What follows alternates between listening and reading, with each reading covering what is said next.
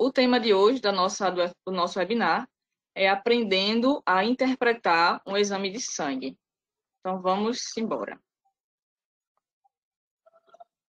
Deixa eu só descer aqui. Pronto. Então, ó, essa tela inicial é para tratar com vocês, né, para a gente saber exatamente o que é hematologia. Eu sei que vai ter gente aqui que vai estar no 5º período, né, um pouquinho mais à frente, ou no início do curso, né? Tem gente de outras instituições, então a gente não sabe exatamente, né, como é o público, mas eu vou abranger essa apresentação para vários públicos, né, para início, para meio e fim. Mas, inicialmente, eu queria debater com vocês o que é a hematologia, né? Então, a hematologia, ela é um setor, tá, das análises clínicas, é um setor, é uma área médica também, que estuda o sangue, tá? Ele vai estudar o sangue, o que compõe o sangue, e quais são as doenças correlacionadas com essa amostra biológica, tá bom? Então, o nosso objetivo aqui, como biomédicos, né, como analistas clínicos, é fazer uma avaliação do sangue do paciente e aí ajudar, né, a auxiliar no diagnóstico e auxiliar uma equipe multidisciplinar, né, como são os médicos, a equipe de enfermagem, entre outros profissionais, a saber qual a melhor conduta a tomar, né, diante da patologia que o paciente apresenta, tá bom? Então, a hematologia é basicamente isso. É claro que é uma área complexa, mas é muito bonita estudar hematologia.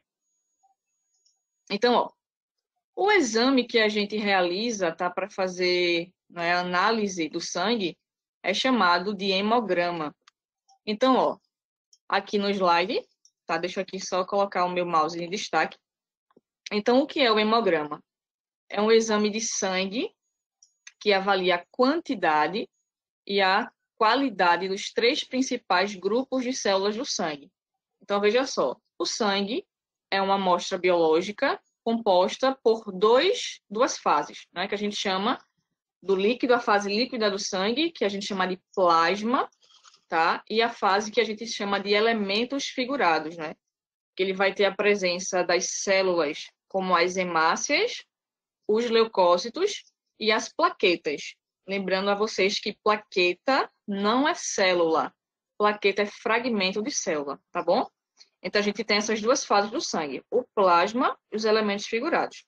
Então, a hematologia, né, o hemograma, ele vai avaliar principalmente a fase, né, dos elementos figurados, em que eu encontro as células, que são as hemácias, também chamados de glóbulos vermelhos, tá bom? Que são discos bicôncavos flexíveis, tá? Para quem já teve contato com a morfologia da hemácia e para quem não teve, é bem aqui, ó, tá vendo no rodapé desse slide?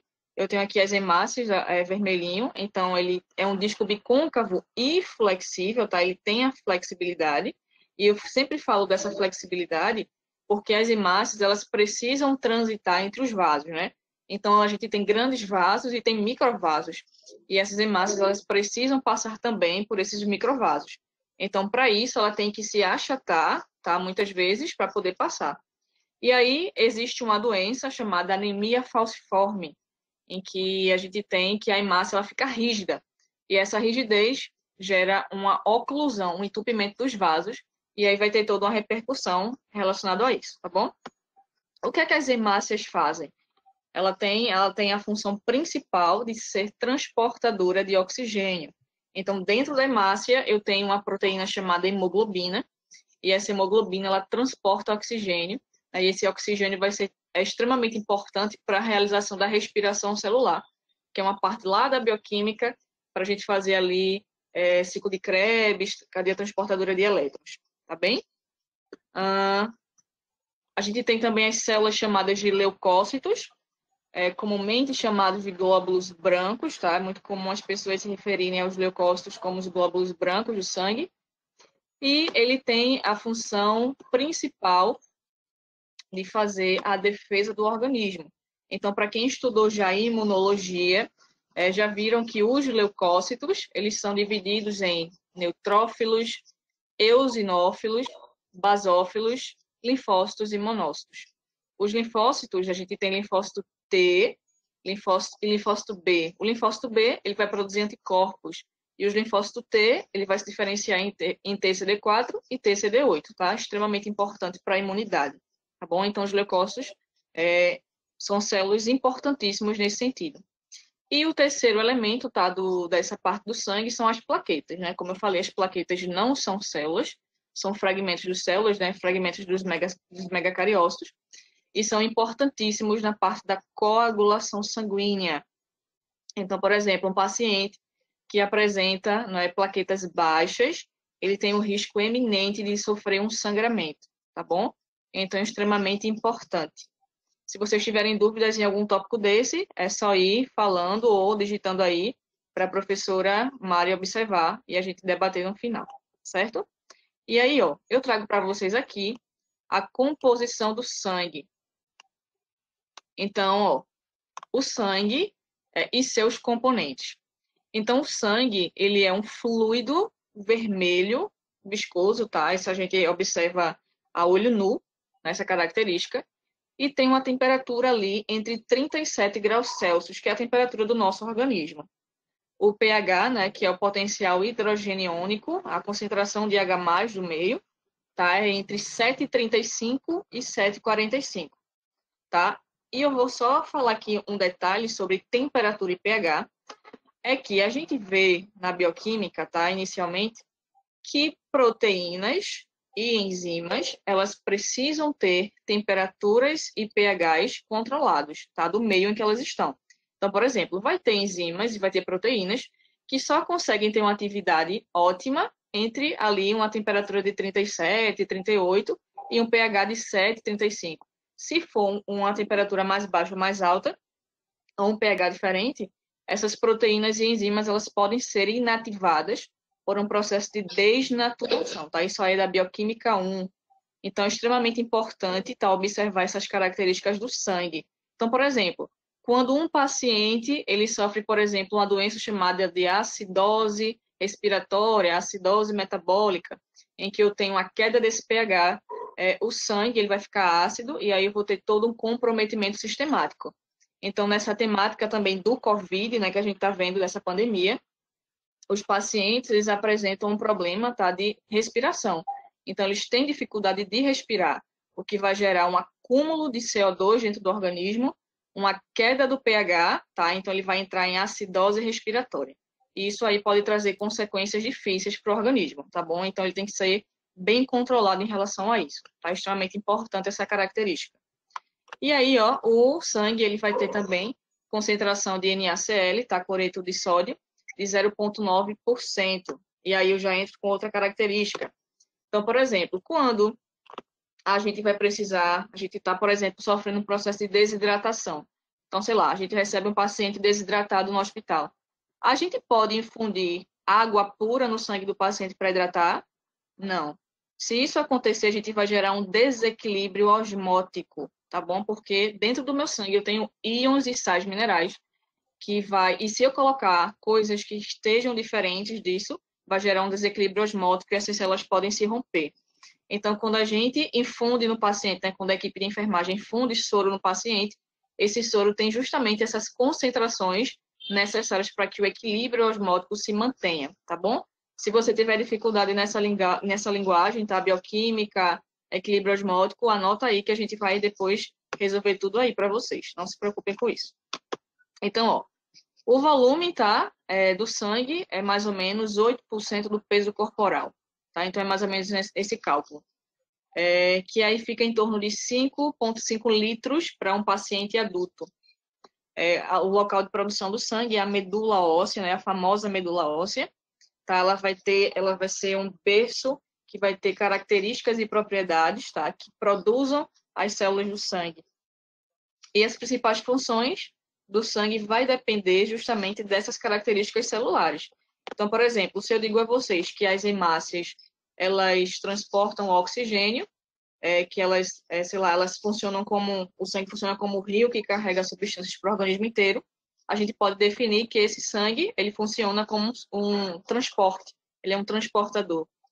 Não é? Quando eu falei que a gente tem leucócitos na parte dos elementos figurados, a gente pode dizer também que o sangue ele faz a defesa do organismo, tá? Mas é especialmente pelos leucócitos. e ele faz a hemostasia, né, que é o equilíbrio, né, entre o que está, o que pode gerar o sangramento ou trombos, tá? A gente chama de hemostasia, tá bom? Que vai estar relacionado às plaquetas. E aí, ó, além aqui ainda mais sobre o sangue e sua composição, ele é formado pelos glóbulos sanguíneos, né? E o plasma. Então, os glóbulos são a parte celular e o plasma é a parte líquida, no qual a gente tem, né, compostos dissolvidos ali. Tá? Aqui, como eu falei, né, eritrócitos ou hemácias, tá? Que são os glóbulos vermelhos transportadores de oxigênio. Plaquetas, como os fragmentos de células dos megacariócitos. E os leucócitos. E aí, ó, Milena, o que é que a gente tem no plasma? Eu sei, aprendi o que é que a gente tem na parte dos elementos figurados, né? Que são as hemácias, leucócitos e plaquetas. Mas o plasma, na parte líquida do sangue, o que é que a gente encontra?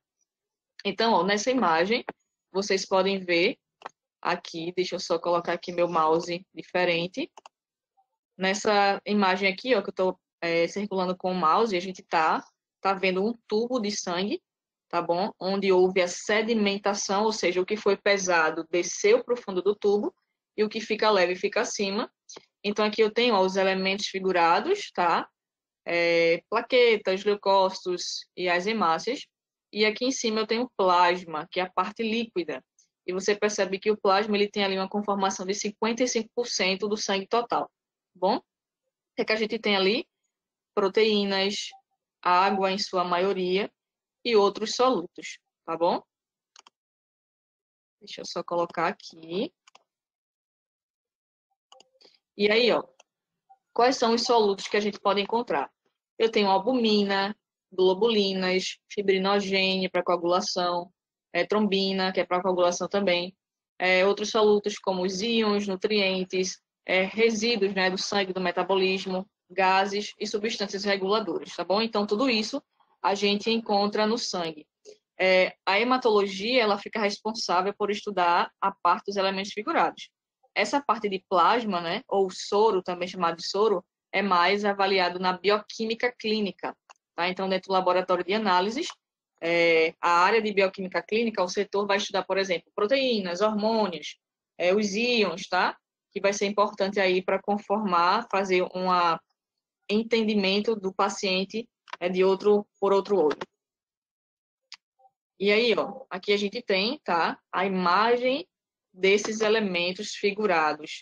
Tá? Então, é extremamente importante um analista clínico que trabalhe na parte de hematologia, ele saber identificar essas células, tá?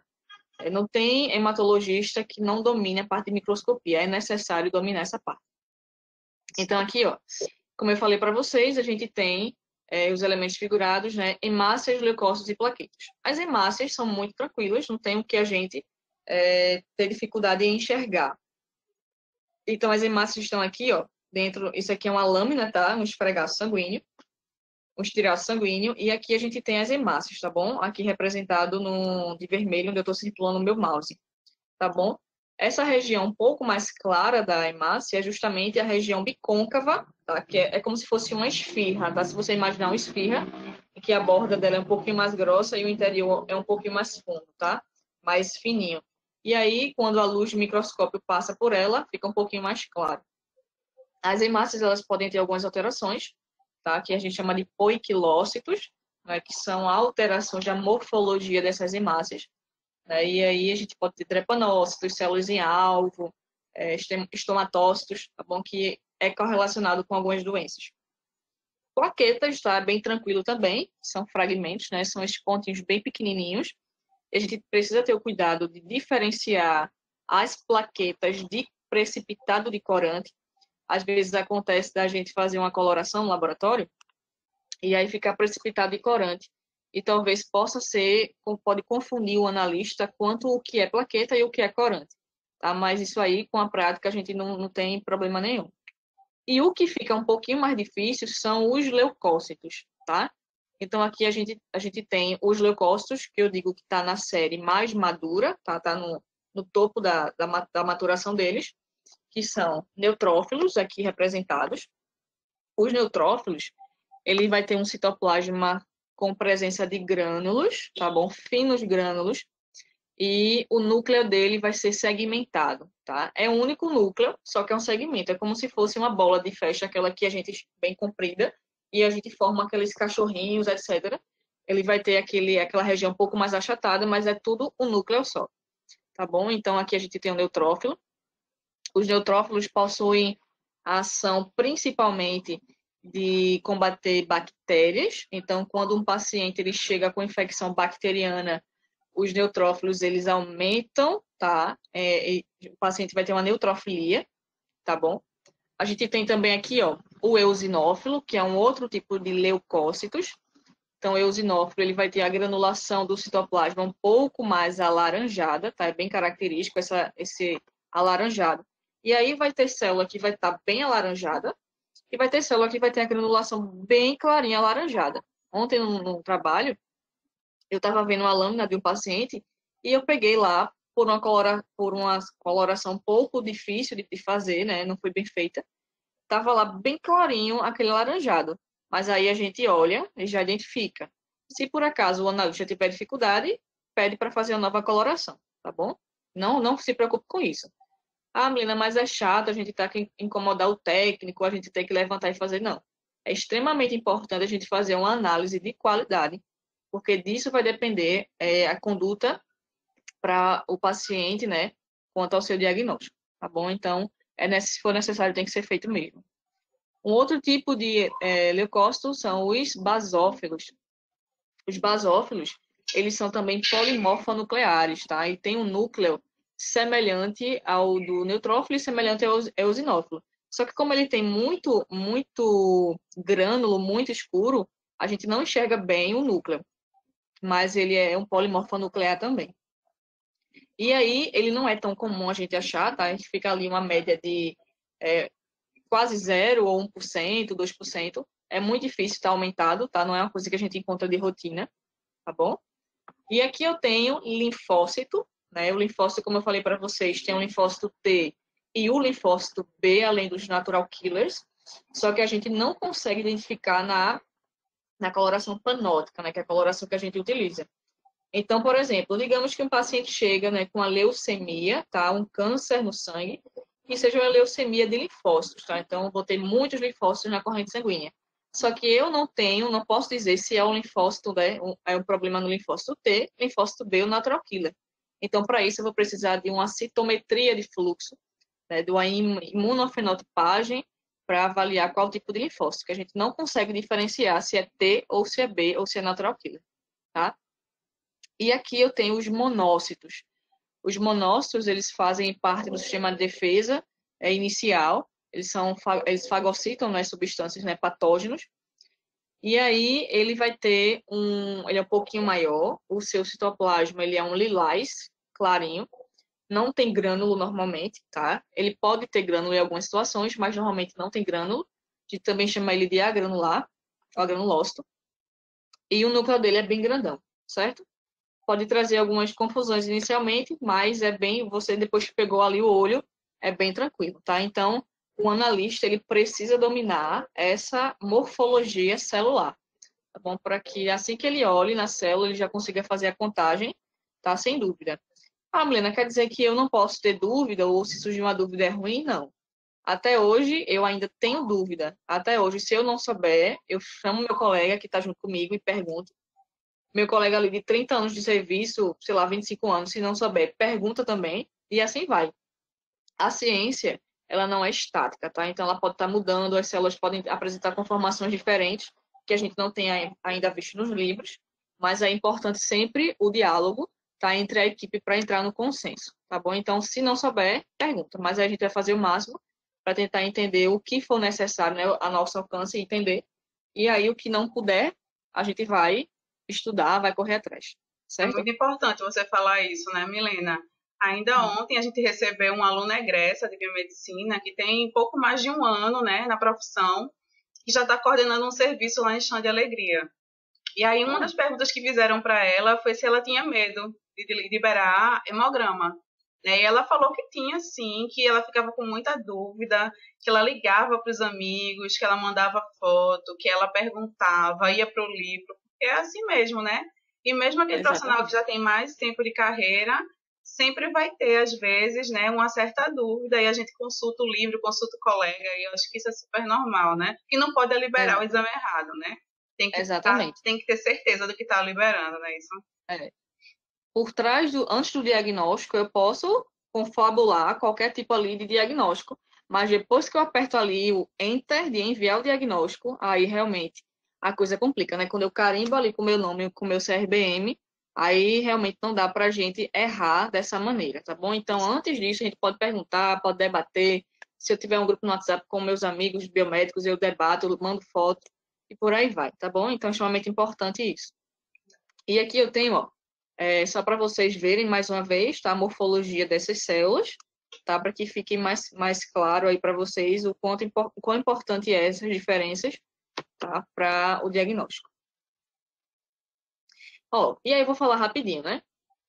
A gente viu que a medula óssea é a responsável pela produção das células do sangue. Esse processo é chamado de hematopoese, tá bom? Então a gente tem a maturação e o desenvolvimento dessas células. Lá, como é feito isso aí? Então, eu vou ter uma célula tronco, tá? Que é uma célula indiferenciada, uma célula mãe, e essa célula vai receber estímulos, tá? Dessa medula para desenvolver-se em algum tipo de linhagem. A gente tem dois tipos de linhagem, que é a linhagem linfóide e a linhagem mieloide. A linhagem linfóide vai dar origem aos linfócitos, linfócitos T, linfócito B, linfócito NK, e a mieloide vai dar origem aos neutrófilos, eosinófilos, basófilos, monócitos, tá certo? E plaquetas. Então, isso aí é importante também.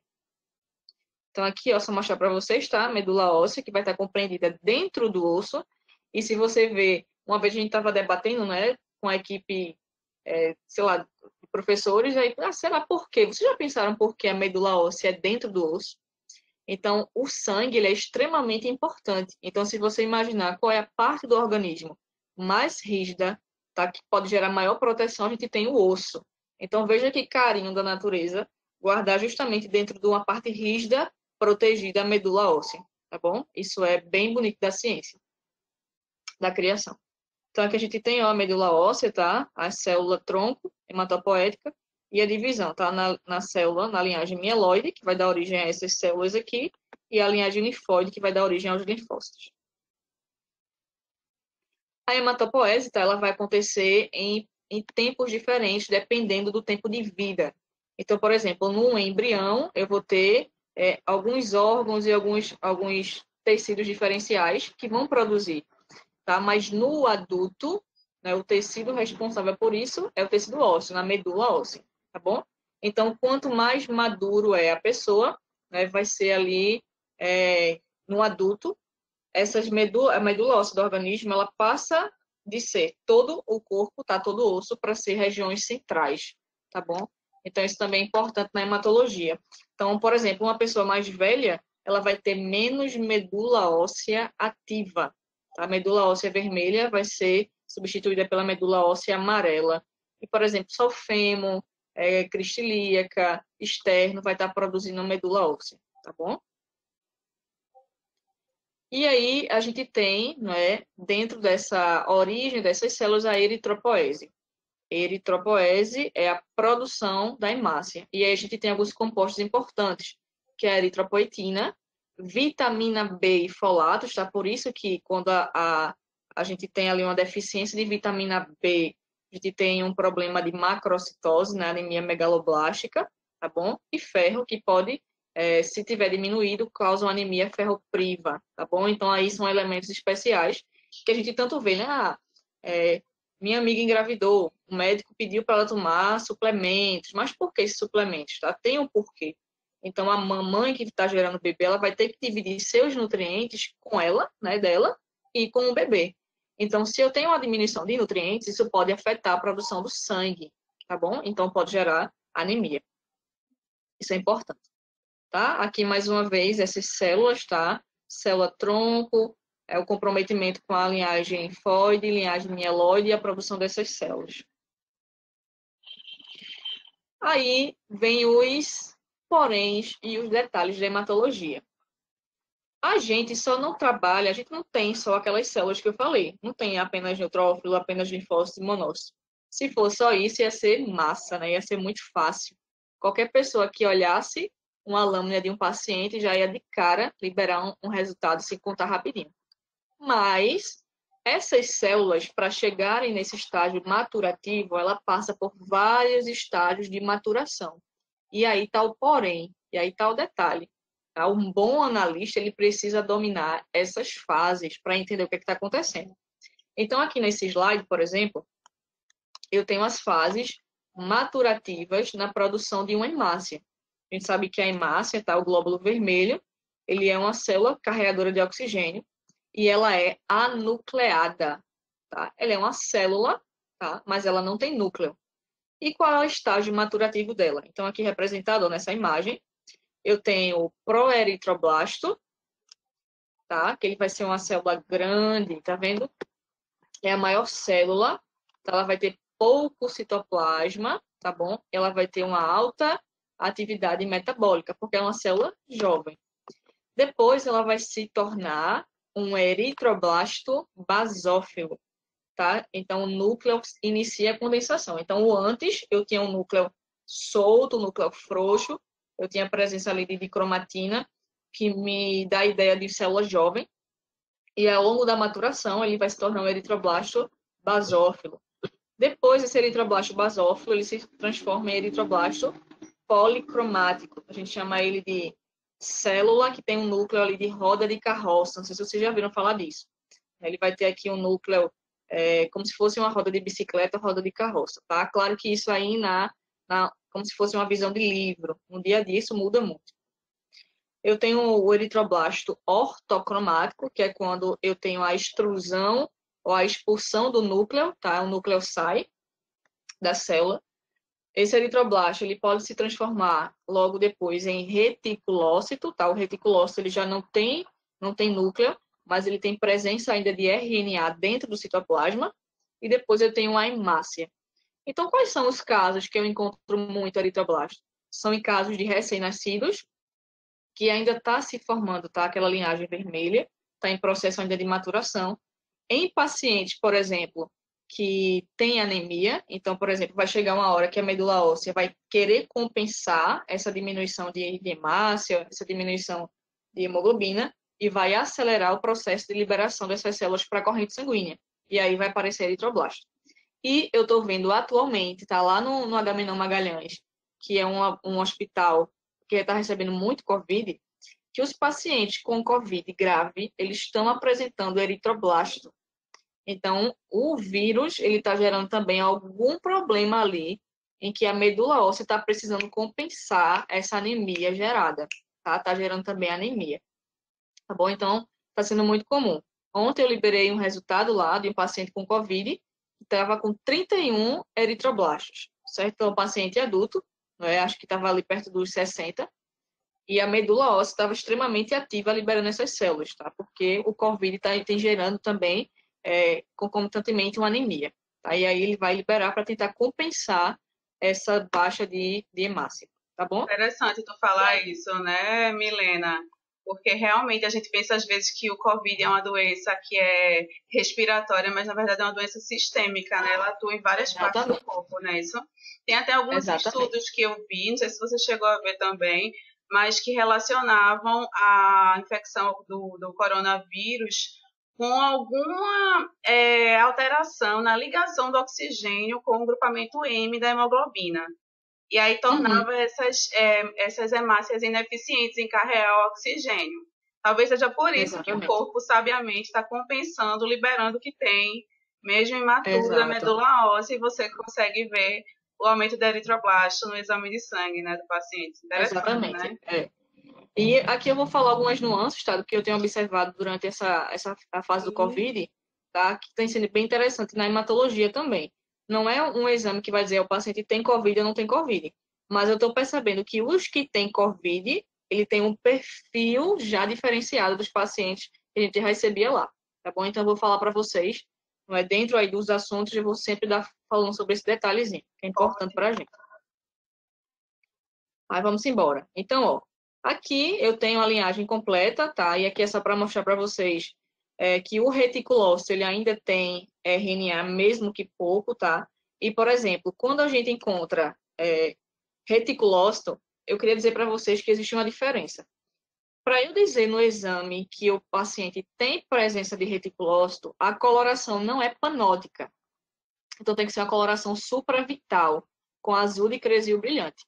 Se por acaso eu faço uma coloração panótica normal e eu encontro hemácias que não têm a coloração vermelha, mas têm a coloração lilás, isso é presença de células em policromasia. É diferente. Então, se eu faço, por exemplo, uma lâmina com corante panótico e eu vejo essas células, eu não posso afirmar que é reticulócito. Eu posso colocar lá, ó, presença de células em policromasia.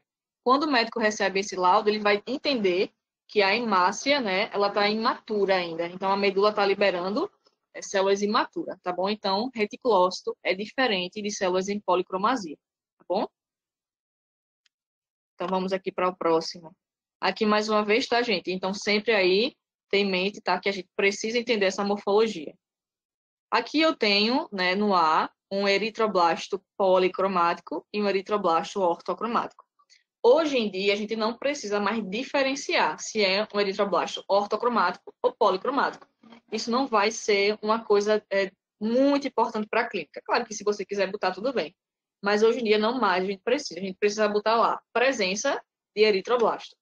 Se tiver um eritroblasto, esse um eritroblasto tem que ser identificado no laudo, tá? Porque aí vai dar a entender para o médico que a medula óssea, ela está liberando essas hemácias um pouco mais jovens, tá? E aí vai ter todo um contexto clínico, obviamente. Aqui, ó, os reticulócitos, tá? Aqui nessa imagem, você percebe que, ó, para eu dizer que é reticulócito, eu tenho que fazer a coloração de azul de cresil brilhante. E aí eu vou ter no citoplasma dele a presença de RNA evidenciada, coisa que se eu faço com panótico, eu não observo, tá bom? Então, é muito comum em recém-nascidos o médico pedir laudo. Avaliação de reticulócitos ou contagem de reticulócitos, tá? É muito comum para recém-nascido. E se for para paciente com anemia, então pode ser que o médico peça também, tá? Não é um exame rotineiramente feito, não. Aí aqui, só para mostrar para vocês também, uma hemácia, né? Um grupo de hemácia. Ela tem o formato natural de uma pessoa saudável, que é um disco bicôncavo flexível, ele é redondinho. Se o paciente apresentar outras patologias ou outras complicações, essa morfologia muda. Então, por exemplo, na anemia falciforme, eu vou ter uma hemácia em formato de foice, o que eu chamo de drepanócitos. Eu posso ter formato em formato de células-alvo. Então, isso aí vai mudando de acordo com a doença do paciente, tá bom? Então, sempre é importante sempre a gente estar ali, ó, colocando para o médico. A gente é o olho, né, do médico. Então, o médico ele tem a clínica do paciente. Eu sempre digo aos meus alunos, por exemplo, chega um paciente lá na emergência cardiológica do Agamenon Magalhães e diz assim, ó, doutor, eu tô com uma dor no peito, tá? Quando eu respiro, dói. Mas isso aí me garante que é um infarto? Não sei. Porque pode ser uma síndrome, sei lá, de pânico, pode ser uma ansiedade, tá? Quem tem ansiedade fica com dor no peito. Pode ser gases. Minha avó dizia, tá com dor no peito, são gases, tá? Então pode ser isso aí. Pode ser um infarto. Mas o que é que define para o médico o que é um infarto, o que é gás, o que é isso, aquilo? São os exames laboratoriais e exames complementares. Então, ele vai pedir ali uma enzima cardiológica, uma troponina, uma mioglobina, tá? Para avaliar se está alterado ou não. Ele vai pedir um eletrocardiograma, tá bom? Então, antigamente dizia assim, né? A clínica é soberana. Tá, a clínica é extremamente importante. Mas se a gente não tem os exames laboratoriais, é como se o médico tivesse cego, tá? Então, ele pode errar, né? Então, os exames laboratoriais, ele vai dar a certeza, eu digo certeza entre aspas, porque ainda pode haver enganos, tá? Mas ele fica mais assertivo ao diagnóstico, tá bom? É extremamente importante o que a gente faz como biomédico. A gente vai guiar, tá, o médico para o diagnóstico. Alright? E aqui, ó, e tu fala alright porque eu falo isso nas minhas aulas normais. Mas ok, não achei ruim não, viu? Então aqui eu tô mostrando a vocês, tá, o diâmetro de uma hemácia, que é de 7 a 7,5 micrômetros. Ela é anucleada, como eu falei. Ela, por ter a característica acidófila, ela tem afinidade a corantes ácidos, por isso que fica laranja, tá? Ela é um disco bicôncavo e tem a vida média de 120 dias.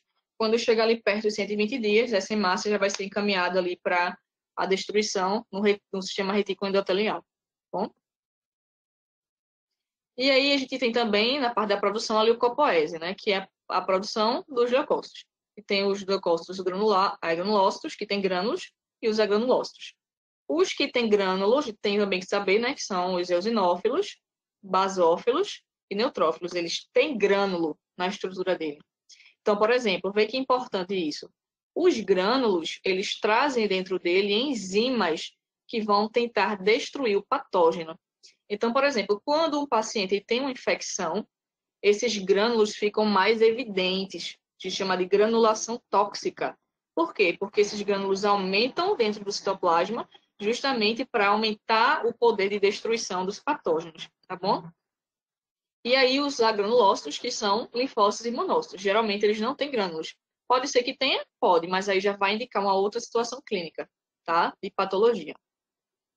E aqui a gente tem, né, todo o processo de maturação. E como eu falei para vocês, o fácil é a gente saber o que é um leucócito, o que é um eosinófilo, monócito. O difícil é a gente diferenciar o processo maturativo.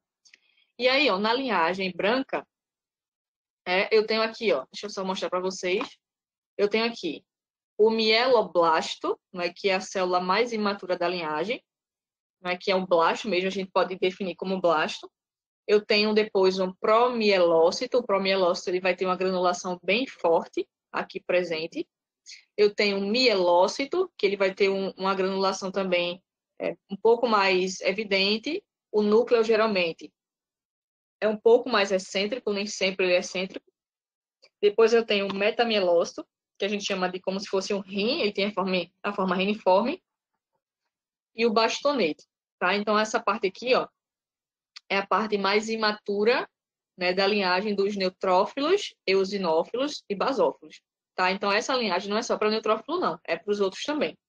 Mas aí, ó, depois que ela matura, ela vai produzir a célula chamada neutrófilo, ou basófilo, ou eosinófilo. Então, eu posso dizer assim, presença de mielócito, basófilo. Então, o médico vai saber que é uma linhagem maturativa para basófilo. Sei lá, metamielócito eosinofílico, ou eosinófilo. Então, ele sabe que vai ser maturação dos eosinófilos. Mas como, na maioria das vezes, é para neutrófilo, então, quando é neutrófilo, não tem que dizer se é eosinófilo, se é neutrófilo, então. Eu só digo, metamielócito, mielócito, e assim vai, tá bom? A gente aprendeu também que os neutrófilos, eles fazem parte principalmente da defesa contra a infecção bacteriana. Então, o paciente que ele chega lá no hospital com infecção, ele vai ter aí essa sequência maturativa na corrente sanguínea. Então, eu vou ter bastão, eu vou ter meta, mielócito. Por quê? Porque a medula está entendendo que eu tenho bactérias, né, ali no meu organismo, e eu preciso liberar um arsenal de células um pouco mais rápido para tentar combater isso. Então, ela começa a liberar essas células. Quando a gente encontra essas células jovens na corrente sanguínea, bastão, meta, eu escrevo lá, ó, desvio à esquerda. Então, o médico vai entender que ali, né, eu vou ter, o corpo tá liberando essas células um pouco mais cedo para tentar combater algum problema bacteriano. E aí entra mais um parênteses do COVID. O COVID, ele é um vírus, tá? Só que esse vírus, ele tá dando espaço no organismo para várias outras infecções e várias outras doenças. Então, o que é que eu observo nos pacientes com COVID? Um acentuado desvio à esquerda. Aí tu diz assim, mas Milena, tu não falou agora que neutrófilo, ele é especialista para bactérias? Sim. Então, por que eu estou tendo um desvio à esquerda?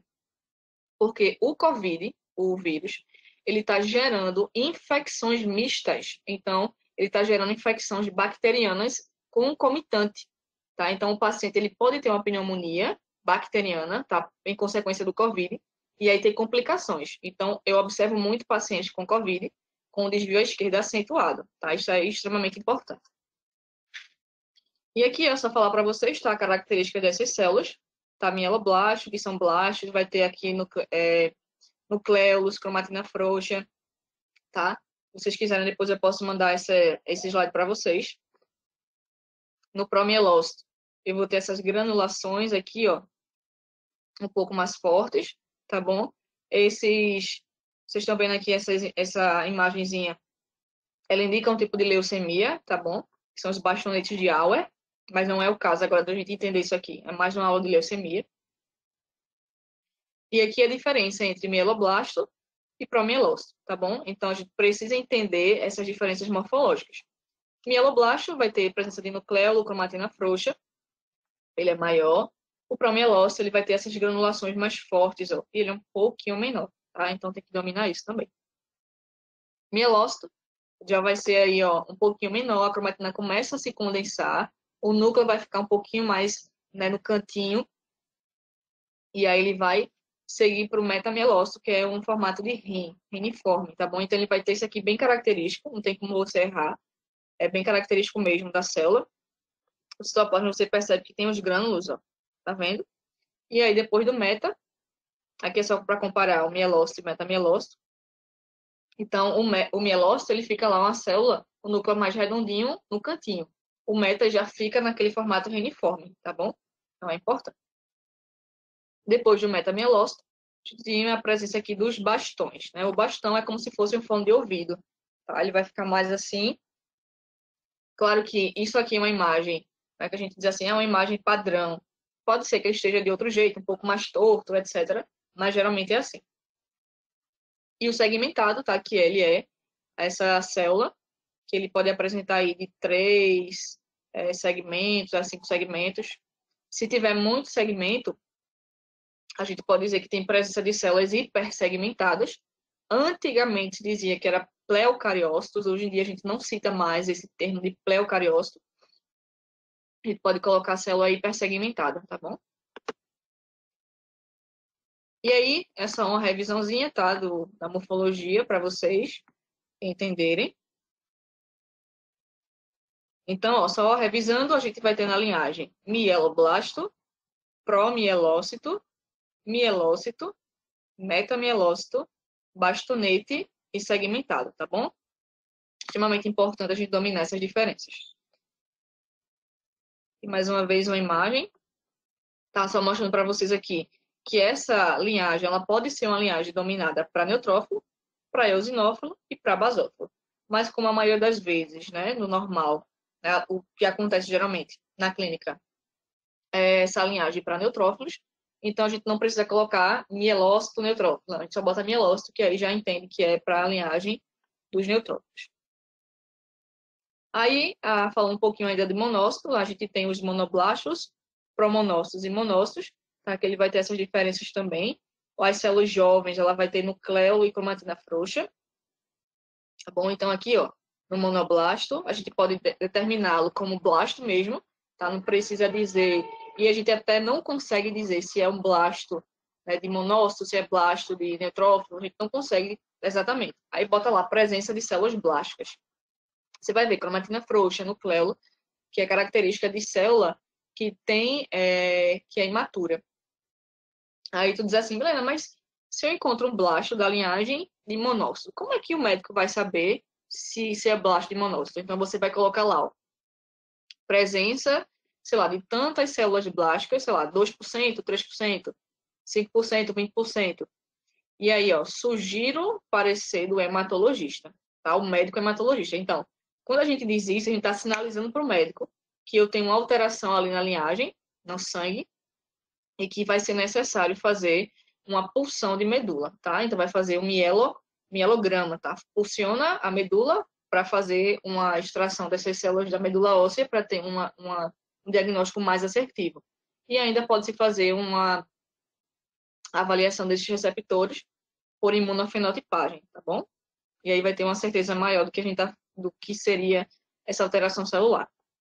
Aí promonócito, que é a segunda célula, e o monócito, que é a célula madura. Lembro para vocês que monócito são macrófagos, tá? É mesma função. O que vai diferenciar é o local. Então, o monócito, ele está no sangue periférico, tá no sangue, e o macrófago, ele está dentro do tecido, do tecido. Então, os dois, eles fazem fagocitose, ajudando aí a defesa, né, no sistema imune, tá bom? Então, ele vai ter aqui, ó, geralmente, tá, gente? Isso pode mudar também, de acordo com o paciente, mas geralmente são células que vão apresentar vacúolos, tá bom? A cromatina dela vai ser mais frouxa, E realmente é assim.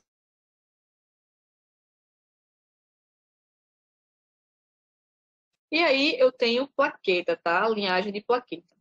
Megacardioblasto, promegacariócito, megacariócito granular, megacariócito que vai liberar plaquetas, tá? Então, as plaquetas, esses pequenininhos, são fragmentos de megacariócito, tá bom? Então, veja aqui como eles são grandes. Então, para aparecer na corrente sanguínea um megacariócito desse, megacardioblasto, o paciente tem que estar aí no processo de patologia mesmo, tá bom? Então, aqui mais uma vez, essas células maturativas e as plaquetas. Então, ó, tá vendo aqui? Esses pontinhos pequenininhos são as plaquetas, tá bom? Então, uma coisa importante dizer para vocês é, na clínica, no dia a dia, tem pacientes que chegam com plaquetopenia. Plaquetopenia é diminuição de plaqueta. Só que nem sempre realmente é diminuição de plaqueta. Acontece muito de ter agregado plaquetário, tá bom? Então, por exemplo, quando a gente faz ali a coleta do paciente com EDTA, as plaquetas podem se agregar. E quando elas se agregam, o equipamento não consegue ler. Então, se eu pego um paciente com plaquetopenia, eu preciso pedir uma lâmina para eu ter a certeza que aquilo ali é uma plaquetopenia ou é um agregado plaquetário.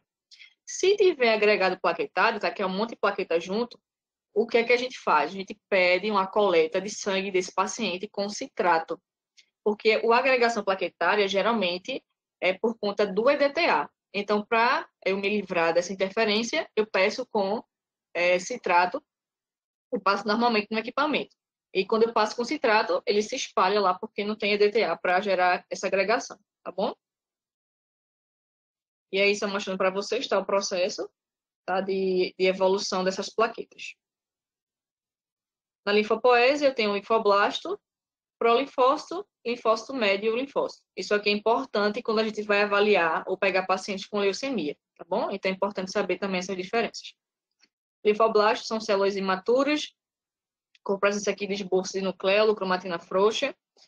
Prolinfócito, ele vai ter aquele núcleo bem grandão, que a gente chama como se fosse aquele ovo, né, cozido, que tem aquele núcleo bem grandão.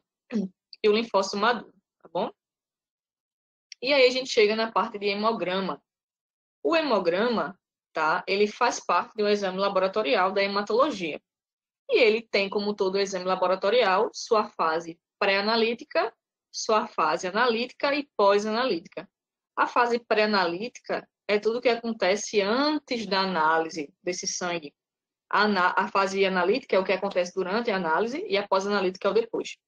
Então, por exemplo, eu tenho que me certificar como biomédica, né, que a coleta foi bem feita, que eles utilizaram uns tubos de coleta, né, com EDTA na validade, foi homogeneizado no tempo. Tudo isso vai interferir na análise. Então, a gente, como é biomédico, né, quando eu estou no meu plantão, eu sou chefe do meu plantão. Então, eu preciso confiar na minha equipe. Então, a minha equipe eu vou ter técnicos de laboratórios, flebotomistas, tá? Que vão fazer a coleta e eu tenho que me certificar que tem pessoas capacitadas ali. Porque, no final das contas, o nome que vai no laudo é o meu, tá bom? Então, quando eu boto ali meu carimbo de Milena Márcia, tudo que for que acontecer de irregularidade cai em cima de mim. Então, eu preciso ser crítica, eu preciso ter muito cuidado com isso, tá bom? Então, eu tenho que cuidar de tudo. Uma vez, quando eu estava fazendo estágio lá no Hospital das Clínicas, eu fui estagiária de uma biomédica muito, muito competente, e ela dizia assim para mim, Milena, se você for fazer, sei lá, você é dona de casa, né, tem uma casa, e você contrata uma secretária do lar. Você vai dizer a ela, ó, tem que fazer isso, fazer aquilo. O ideal é que você saiba fazer para ensinar a pessoa a fazer. Porque aí pode acontecer, né? A pessoa vai fazer do jeito que você quer. A mesma coisa no laboratório. Como é que eu vou pedir para um técnico fazer uma boa coleta se eu não sei fazer uma boa coleta? Então, como é que eu vou pedir, por exemplo, para o técnico manusear o equipamento se eu não sei mexer no equipamento? Então, o mínimo eu tenho que saber para poder liderar a minha equipe, tá bom? Então, isso é importante para a gente como biomédico. Não só chegar, sentar de frente para o computador e o mundo acabou eu liberando laudo, tá? Então, eu preciso tá ali sabendo o que é está acontecendo no meu ambiente de trabalho, tá bom? É extremamente importante. E aí, ó, lembra vocês que na fase pré-analítica, né, essa fase ela é responsável por 46 a 68,2% dos erros de diagnóstico. Então, muito dos erros que a gente libera tem a ver com a fase pré-analítica, tá bom? Então, tem que ter muito cuidado. Vai envolver requisição de exame, cadastro, identificação do tubo, transporte de amostra, tá? Se o paciente toma medicamento, qual é a idade, qual é o gênero, tudo vai mudar, tá? Se é um paciente RN, se é um paciente adulto, se é um paciente mais velho, tá? Tem que saber disso tudo. Aí a fase pré-analítica, ainda que eu falei, né? Tem a coleta de pulsão, a gente tem que saber fazer. Tá? E se você não souber fazer, entra aí em contato com o seu professor, tira as dúvidas, procura um curso, vê quais são os EPIs necessários, tempo de garroteamento, qual é a agulha, qual é a seringa, onde é que a gente tem que colocar esse garrote, como é que é feito, tá? É extremamente importante. Aí, ó, para a parte de hematologia, a gente vai usar o anticoagulante EDTA. O EDTA, ele é muito usado porque ele consegue preservar as células, tá bom? Então, como o foco da gente é identificar a célula, então o EDTA ele vai ter essa especialidade, tá bom? Então, coletar, tem que fazer a inversão, né? Homogeneizar bem a amostra, senão vai gerar coágulo. E aí fazer o estiraço sanguíneo. E aí, eu tô falando assim, ó, estiraço sanguíneo. Pode ser também esfregaço sanguíneo. Só que qual é a diferença? O esfregaço é como se eu estivesse esfregando alguma coisa na lâmina. Então, esfregaço é mais utilizado no termo lá da patologia. É quando eu pego e faço uma retirada ali de uma secreção, sei lá, vaginal, alguma secreção que eu vou levar para a microbiologia, eu faço ali, ó, o esfregaço. Mas no sangue, eu estiro o sangue na lâmina. Então, é preferível eu chamar de estiraço sanguíneo, tá bom? E aí, ó, vamos avançando. Tá? Aqui são alguns problemas que podem acontecer, ó. Cuidado com troca de material, com troca de amostra. Esses dias eu peguei lá no H-Menon uma troca de coleta. Por exemplo, lá no H-Menon a gente tem um software, né? Um programa no computador que eu consigo ver os resultados anteriores do meu paciente. Então, por exemplo, eu sei que aquele meu paciente ele vai ter um perfil de ter 13 de hemoglobina. Então, ele foi ali em vários dias, 13, 12, 11. Aí chegou hoje, ele apresentou 7 de hemoglobina. Ah, pode acontecer? Pode, ele pode ter tido sangramento. Aí vou avaliar VCM, né, que é volume corpuscular médio, CHCM, HCM, tudo diferente. Eu fiz, gente, como é que isso pode acontecer? Se fosse um sangramento, tá? É tudo bem, diminuir a hemoglobina, etc. Mas o perfil de tamanho de massa não muda dessa forma. Aí eu peguei e deixei pedir um novo material, tá? Então é importante. Se para o biomédico não faz sentido, tá? Ah, não faz sentido nenhum ali. Peça novo material, tá? Para a gente confirmar o que você está ali tendo suspeita de algum tipo de erro. E aí chegou a paciente também, outra amostra, com essas diferenças. Então, um dia ela era 7,8, 7,8, 7,8 e hoje é 13. O VCM, que era, sei lá, 98, estava 80. Eu fiz, oxente, tá muito semelhante o perfil de um com o outro. Então, será que foi troca de um e outro? E realmente, elas eram de leitos, um ao lado do outro, da UTI do H-Menor, UTI geral. E aí foi troca de material. Então, quando eu pedi o novo material das duas, aí veio realmente certinho e bateu com os dias anteriores, tá bom? Então, isso é importante. Outra coisa, se você chega, pega um resultado que não faz sentido, então, por exemplo, hemoglobina alta, o paciente com anemia, uma coisa meio louca assim. E você não tem como avaliar os exames anteriores, o que é que eu faço? O que é que eu aconselho a você? Entrar em contato com a equipe médica, dizer, olha, eu peguei um paciente assim, o nome dele é tal, e ele deu isso aqui de hemoglobina, e eu queria saber se é compatível com a clínica. Então, aconteceu isso no Correia Picanso, esses dias atrás. Então, quando a gente entrou em contato com o médico, ele disse, não, o paciente realmente está bem complicado, ele apresenta essas características, então pode liberar. Então, é importante a gente ter o contato com a equipe também, tá? Para a gente não liberar coisas muito loucas, tá? E também não ter desconfiança, tá? Quando a gente tem a confiança na equipe, que o equipamento está bem calibrado, então é importante também a gente ter essa comunicação com a equipe. Peguei um resultado crítico, né, de hemoglobina baixa, plaqueta muito baixa, eu ligo para a equipe médica, ó, tal paciente está com hemoglobina muito baixa, está com plaqueta baixa, porque que a médica vai entender? Esse paciente pode ter uma complicação, então ele vai pedir, sei lá, bolsa de sangue, bolsa de plaqueta, e aí vai, tá? Então a gente tem que comunicar caso aconteça esses tipos de interferência.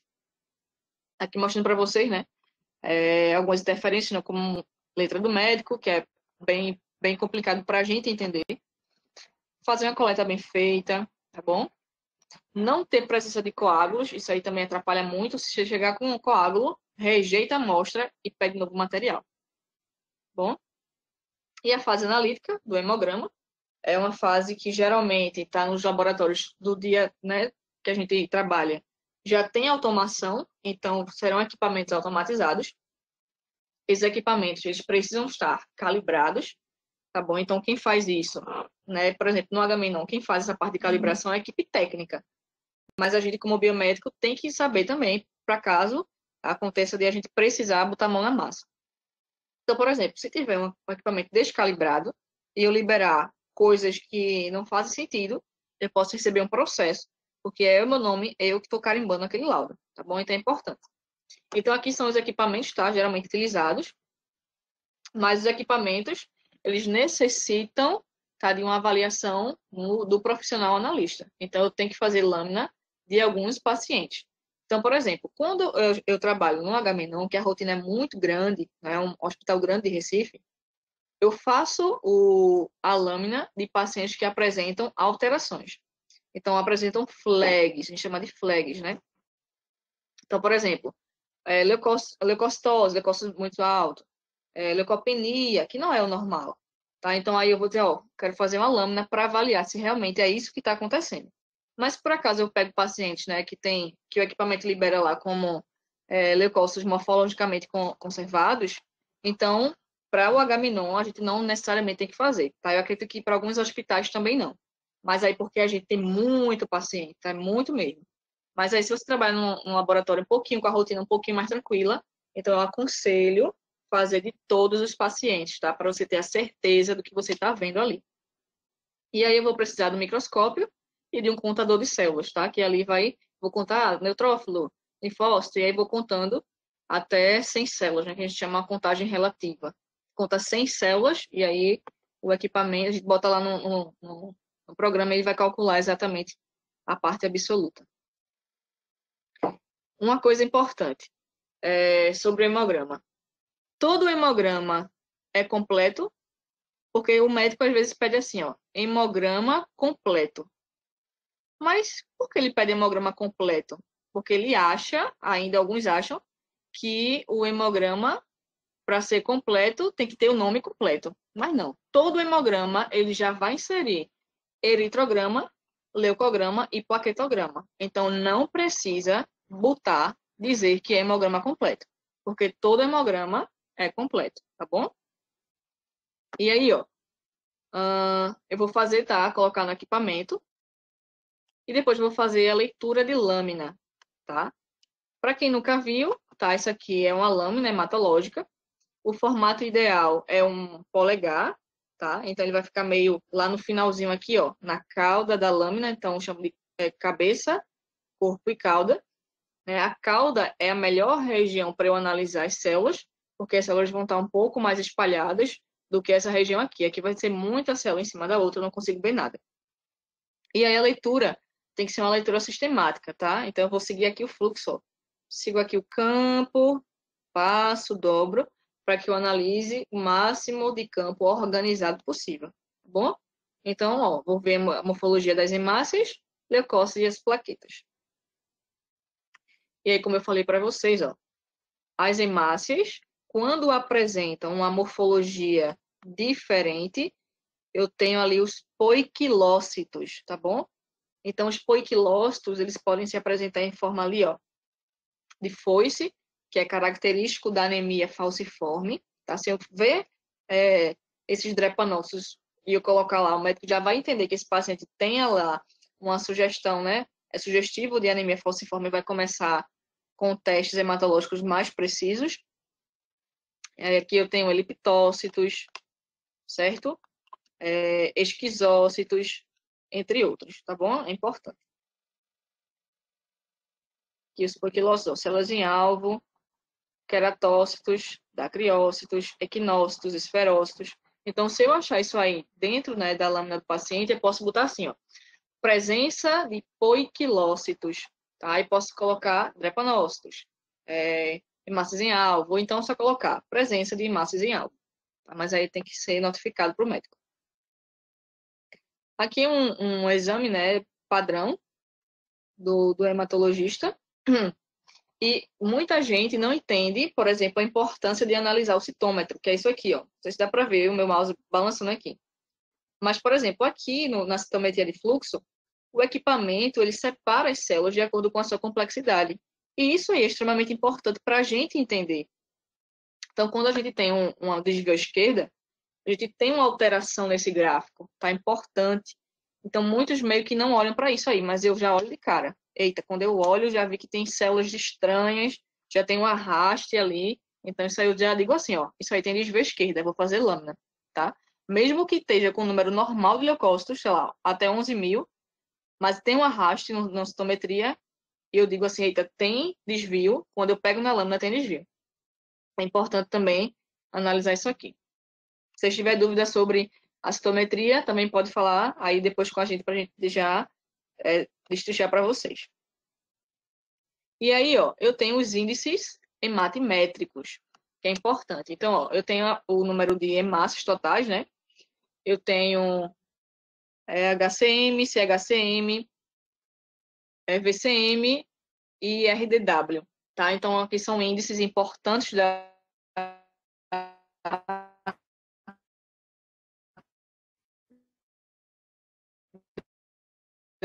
eletrograma.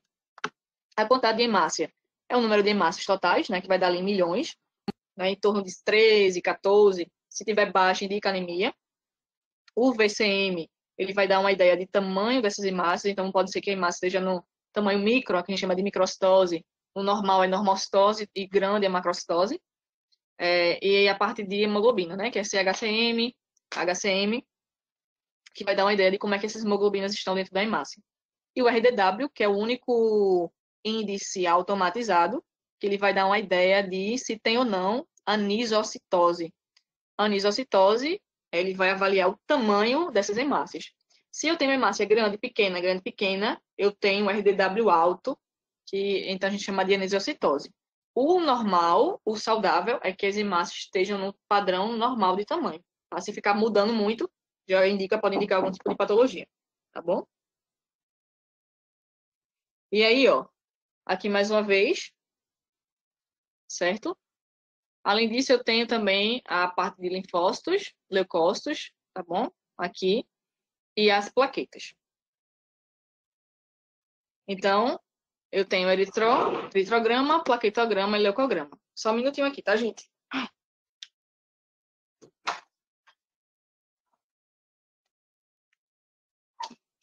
Pronto, voltei. Aí aqui, ó, a gente vê uma distinção, tá, desse hemograma. Então, presença de leucócitos, como é que estão os eritrócitos, hemoglobina, hematócrito também, que eu não falei, mas é importante. O hematócrito, ele vai dar uma ideia da porção dos elementos figurados, tá, em relação ao plasma. Então, se o paciente tem anemia, o hematócrito é baixo. Uma mulher grávida, por exemplo, que acumula líquido, ele vai ter um hematócrito mais baixo também, mas é relativo, tá bom? E aqui os outros índices. Então, se vocês tiverem algum tipo de dúvida, tá bom? Podem falar aí com a gente. Sobre as células brancas, né, que são os leucócitos, pode ter alguns equipamentos que chamam de white blood cells, né, que são as células brancas. E aí ele vai estar destrinchado, né, como monócito, eosinófilo, basófilo, neutrófilo, que é importante também. Tá bom? E aqui é só os símbolos e nomenclaturas para essas células. Aqui a gente tem um hemograma, tá? Completo, que não é completo porque já todo é completo, então a gente só chama de hemograma, mas os médicos botam lá hemograma completo, então não precisa mais disso.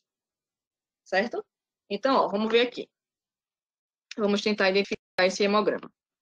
Então, ó, aqui eu tenho uma coluna de resultado do paciente. Aqui eu tenho o valor de referência, que é importante, tá? Para que a leitura desse exame seja fácil. Então, ó, no eritrograma, que é a primeira fase de análise, eu vou avaliar a série vermelha. Então, eu tenho, ó, as hemácias, hematócrito, hemoglobina, VCM, HCM, CHCM, RDW. Esse eritroblasto aqui, hoje em dia, a gente não usa mais assim no campo padrão. Se tiver alguma observação, eu digito lá presença de 1, de 2, de 3, de 30 eritroblastos. Bom? E aqui são as unidades também, que é importante a gente saber. Na questão do leucograma, eu tenho leucócitos totais, né, que é o 100%. Os leucócitos, eles variam aí, ó, de 4.000 a 11.000, tá? Essa referência aqui é um pouco antiga. Hoje a gente usa a referência de 4.000 a 11.000. Claro que alguns laboratórios podem ter esse padrão referencial diferente, tá bom? Se eu tenho baixa de leucócitos, eu chamo de leucopenia, né? Acima da referência, eu chamo de leucocitose, tá bom? E aí eu tenho as células imaturas da linhagem dos segmentados. Mielócito, metamielócito, bastão. Tá? Então, isso aqui também é importante destrinchar se houver a presença dessas células. Tá? O normal é não ter. Aí eu tenho segmentados, que é a mesma coisa de neutrófilo. Uma vez eu estava lá no Agamenon, e aí chegou uma médica residente. Aí disse assim, oxente, disse para mim, ó, aqui nesse exame do paciente não tem não, neutrófilo não. Aí eu disse, como assim não tem neutrófilo? Ela fez, olha, só tem aqui esse daqui. Eu fiz, olha, segmentado, é a mesma coisa que neutrófilo. Veja, uma informação básica, a médica residente não sabia, tá bom? Então, isso aí, pelo amor de Deus. Não confundam, não. Aí, ó, eu tenho eosinófilo, basófilo, linfócitos atípicos, monócito e pode ter também presença de plasmócito. Aqui eu tenho uma referência, tá, do número relativo, tá? O relativo é quantas células em 100 eu tenho, e aqui é o absoluto, tá bom? Então, aqui, ó, por exemplo, eu tenho 56% de segmentados, então é 56 dentro de 100 células. Mas aí, quando eu faço a relação do número absoluto, aí vai ficar 4.368, tá bom? E aqui eu tenho plaquetograma, que é o quanto de plaquetas o paciente tem. Se tiver abaixo, eu chamo de plaquetopenia. Se tiver acima da referência, eu chamo de plaquetose, tá bom? Plaquetopenia, o paciente aí pode ter um risco de sangramento, tá? Então é importante também referenciar para o médico. Aí só para mostrar para vocês que é eritrograma é análise da série vermelha, leucograma das células brancas e plaquetograma, plaquetas, tá bom? E aqui eu tenho alguns resultados para a gente analisar. Deixa eu ver, colocar aqui algum tipo de... Pronto. Então, ó, quando eu pego o eritrograma, né, que eu vejo aqui presença de hemácias, né, o quanto tem de hemácias e hemoglobina, eu vou avaliar a possível possibilidade do paciente ter anemia. Então, se a hemoglobina está baixa, o paciente pode ter uma anemia. Mas é anemia de que tipo? Anemia microcítica, anemia normocítica ou macrocítica? Aí a gente vai ver o VCM, tá? O VCM baixo é microcítica, VCM normal é normocítica e alto, macrocítica, tá bom? E aí eu vou avaliar também o HCM, que vai dizer aí se é uma anemia hipocrômica ou normocrômica, tá? Então, se tiver pouca hemoglobina, né, o HCM baixo, pode ser hipocromia. Então, pode ser anemia microcítica hipocrômica, tá bom? Ou anemia normocítica normocrômica, ou anemia macrocítica. Não existe o termo hipercromia. Não existe, tá bom? Então, isso aí também tem que ser desmistificado. E o RDW, se estiver alto, vai estar lá anisocitose. Então, pode ser um laudo, ó, presença, né, de anemia ou de... Tipo, a gente não bota tipo anemia, a gente bota assim, presença de anisocitose, ou bota anemia, não, anemia não, bota normocítica, normocrômica, presença de hemácias normocíticas, normocrômicas, ou presença de hemácias microcíticas hipocrômicas, tá bom? Então, é importante isso aí. E aí, o que é que pode estar relacionado com isso? Pode estar relacionado à anemia mesmo. Então, o médico pode estar correlacionando ali com fadiga na clínica, desânimo, cansaço, o paciente vai apresentar-se pálido, né? Quando ele vai ver que as mucosas, ó, vai estar claro. O paciente pode ter tontura, dor de cabeça. Então, isso é importante para o diagnóstico de anemia. Bom, aqui, vamos ver mais. Aqui também tem outros tipos de distinção de anemia. Então, por exemplo, qual tipo de anemia? Então, se é que a anemia ferropriva, então o médico vai ter que pedir na bioquímica a análise do ferro. Será que a anemia megaloblástica é por falta de B12 ou de ácido fólico? Então, ele vai ter que ter o auxílio da bioquímica, tá bom? Aí tem outras doenças, tá, hematológicas, como, por exemplo, talassemia. Talassemia, ela vai cursar também com anemia microcítica hipocrômica, mas aí eu vou precisar fazer o diagnóstico diferencial, que é pedir ferro, né? Se o ferro estiver normal, eu vou investigar a talassemia. E aí é toda uma investigação um pouquinho mais precisa, que vai entrar ali a biologia molecular ou eletroforese de hemoglobina, tá bom? Aí aqui, ó, quando no leucograma, quando eu tenho um aumento de leucócitos, eu chamo de leucocitose, abaixo de leucopenia.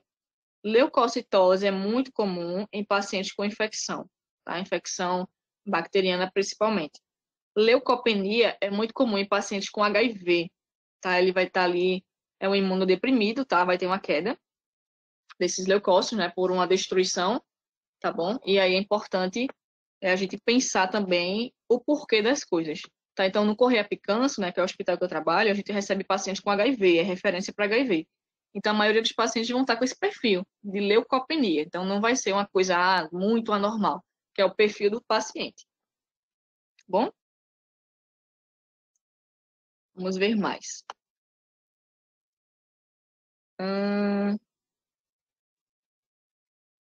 Eu trouxe também para vocês, ó, sobre presença de blastos, né? Lá no HM é muito comum eu pegar paciente com leucemia. Mas o que é que vai definir uma leucemia? Vai ser sugestivo, né? Se for uma leucemia aguda, porque existem leucemias agudas e leucemias crônicas. Na leucemia aguda, ela tem a presença de blasto. Então, se tiver acima de 20% de blasto, já é indicativo ali de leucemia aguda. Então, eu preciso colocar no laudo, ó, a contagem dos blastos, tá? E colocar ali, ó, presença de células blásticas, que apresentam esboço de nucleolo, cromatina frouxa. Então, eu descrevo o que eu estou vendo na célula. Eu não digo que o paciente tem leucemia, eu digo assim, ó, pacientes com presença de tantos de blasto, cromatina frouxa, nucleolo evidente. Então, eu digo o que eu estou vendo da célula, né? Essa é a minha função. É ver para o médico, dizer para o médico, lembra que eu sou o olho dele, o que é que eu estou vendo ali no sangue, tá bom? Então, ó, quando os blastos estão presentes, tá? O indicativo é de leucemia, tá bom? Aí, neutrofilia, né? Quando tem neutrófilos aumentados, eu chamo de neutrofilia. Quando está baixo, neutropenia. Bom, que vai estar relacionado aí a infecções, etc. Quando os eosinófilos estão aumentados, eu chamo de eosinofilia. E está muito atrelado à infecção parasitária, tá? Quando os eosinófilos estão aumentados. Ou alergia também. Quando os basófilos aumentam, eu chamo de basofilia. Aqui pode ter aí, ó, relação também com alergia, com anemias hemolíticas, varíola, ou ainda com leucemia mieloide crônica, tá bom? Linfócitos, eu tenho linfocitose ou linfopenia. A linfopenia, muito ali ligado a pacientes com HIV. Tá? Então, aqui é uma lâmina, tá? Com a presença de linfócitos. Aqui eu tenho, ó, isso aqui é importante, linfócitos atípicos. Essa célula é difícil de identificar. Ontem eu peguei algumas células e eu fiquei meio, eita, é ou não é atípico? Como é que eu diferencio o que é atípico? Então, ó, ele vai ter essas bordas aqui bem características, tá vendo? Que é uma região basofílica da célula, tá? Um pouquinho mais escura. Então, eu posso confundir com monócito? Talvez. Mas quando eu olho aqui, ó, tá vendo essas regiões um pouco mais escuras, eu já descrevo lá, ó, presença de linfócitos atípicos por hiperbasofilia citoplasmática. Então, o que é que remete o médico a essa atipia linfocitária? Remete virose. Então, paciente com dengue, paciente com gripe, tal, qualquer coisa que seja com vírus, né? Comumente tem atipia linfocitária. Bom, quando eu tenho monócitos altos, eu chamo de monocitose. Geralmente vai estar presente em recém-nascidos, normalmente. Quando está baixo, eu chamo de monocitopenia. Então, penia significa baixo, citose acima. Bom, então aqui, ó, eu tenho um monócito. E aí é só um resuminho, tá? Quando eu tenho neutrofilia, pode indicar infecções bacterianas, pode indicar leucemia, processos inflamatórios, eosinofilia, parasitose principalmente, ou alergia, basofilia, pode ser também alergia ou leucemia, monocitose, infecções como septicemia, mononucleose, tuberculose, linfocitose, infecções virais, tá bom? Então a gente vai dar aí uma força tá, para o diagnóstico, para o médico saber mais ou menos o que é que o paciente tem. E por último, eu tenho as plaquetas, né? Se tiver acima, eu tenho plaquetose, que pode estar ali relacionado com anemia ferropriva, hemorragias, inflamação, tá? Plaquetopenia, que está ali indicando, né, hemorragia. Aí, ó, as plaquetas, elas podem ser diminuídas drasticamente em presença da doença de dengue hemorrágica. Então, o paciente chegou ali com dengue hemorrágica, plaqueta cai drasticamente, certo? E aqui, né, só mostrando para vocês um exame aqui de dengue, tá bom? E alguns interferentes. Então, a idade, se fez jejum, gênero, álcool, uso de álcool, medicamentos. Então, ó, o jejum não é necessário, tá bom? Mas aí, se a pessoa tiver comido um alimento rico em gordura, isso vai gerar um plasma muito leitoso e isso pode ser ruim, tá? Então, não precisa de jejum, mas cuidado com a alimentação, tá bom? Tempo de torniquete, isso aqui é mais pré-analítico. Então, ó, gente, a gente meio que encerra aqui uma análise bem geral do hemograma, tá? Queria dizer a vocês que é muito detalhe, tá? Não é nada, assim, muito objetivo, é muita coisa, mas eu tentei mostrar para vocês de maneira geral o que é que a gente faz no dia a dia e quais são as análises necessárias, tá? Mas é muito mais que isso.